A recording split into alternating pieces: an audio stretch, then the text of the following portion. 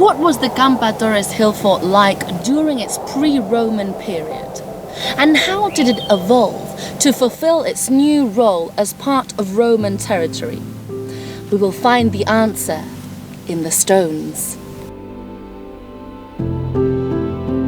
This maritime hill fort is the biggest in the whole Cantabrian coast. It is dated between the 5th and 6th century BC, and the Roman geographers called it Noega.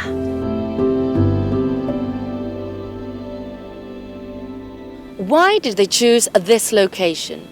What was special about it for its first settlers? It was chosen due to defensive matters and the supply of essential goods. In the hill fort of Noega, the natural coastal defences were complemented by trenches, outer trenches and walls.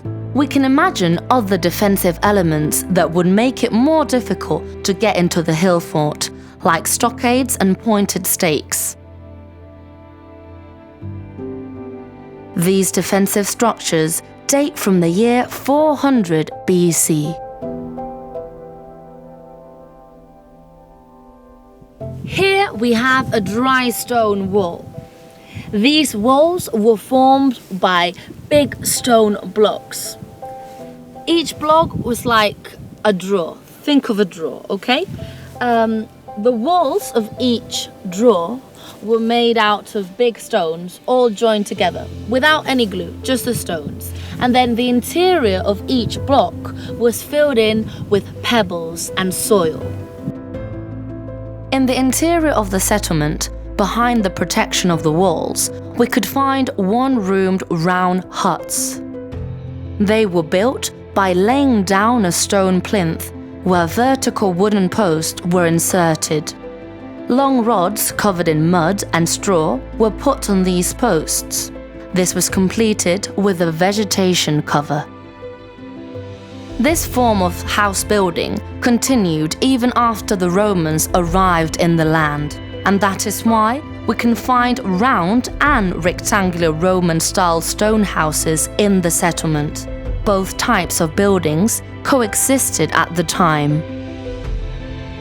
We know little about the inhabitants of the Campa Torres, but thanks to the excavations, we know that the pre-Roman economy was based on agriculture, livestock farming, consisting mainly of goats, sheep, cows, pigs, and as well the bronze metallurgy.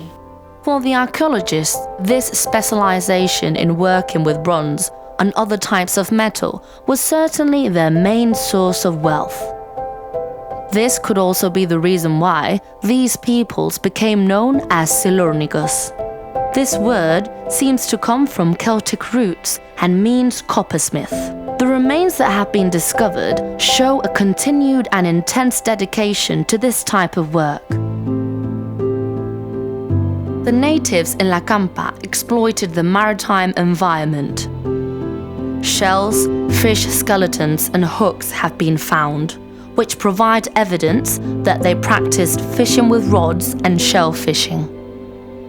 We know that maritime trade already existed with the Atlantic and the Mediterranean before the Romans appeared.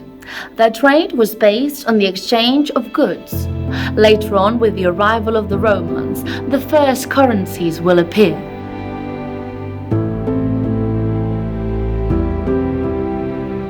The Roman conquest of the territories beyond the Cantabrian mountain range after the Austro-Cantabrian Wars in the year 19 BC led to the settlement of the Romans in the Campa Torres.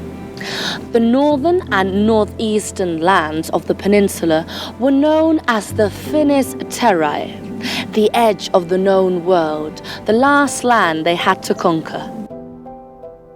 The Romans started a period of cohabitation with the primitive settlers, and no evidence was found that shows conflict between the two peoples.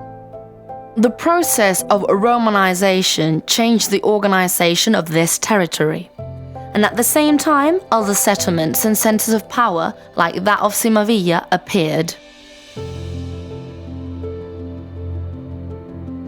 Coinciding with the foundation of a new settlement, the old castro fell into decline, and at the end of the 3rd century AD, this enclave was practically abandoned. The first archaeological excavations in the Campa Torres were carried out in 1783 by the architect Manuel Reguera, at the request of the most distinguished native of Gijón, Gaspar Melchor de Jovellanos, lawyer, writer, and politician of the Enlightenment. On that occasion, the remains of 2 buildings were exhumed, and they were identified as commemorative altars. Now we know that the remains that were found weren't part of the famous altars, since according to archaeological records, they were possibly part of a lighthouse that was built between the years 9 and 10 AD, and of which we only preserve the remains of a large commemorative stone plaque. The Campa Torres remained practically forgotten till 1972, when the archaeologists José Manuel González and Fernández Bayés classed it as a pre-Roman hill fort, and he then identified it as Oppidum Noega. Oppidum is the word that Romans used to define a raised, fortified settlement. 10 years later, in 1982, as part of the project Gijón Archaeological Excavations, new interventions led by José Luis Maya González and Francisco Cuesta Toribio were made. Later on, this location came to be known as the Campa Torres Archaeological Natural Park, home to the primitive hill fort and the museum. Active for about 1,000 years, the Castro of the Campa Torres has helped us to get to know the relics of the past, turning them into the heritage of the present and the future legacy for generations to come.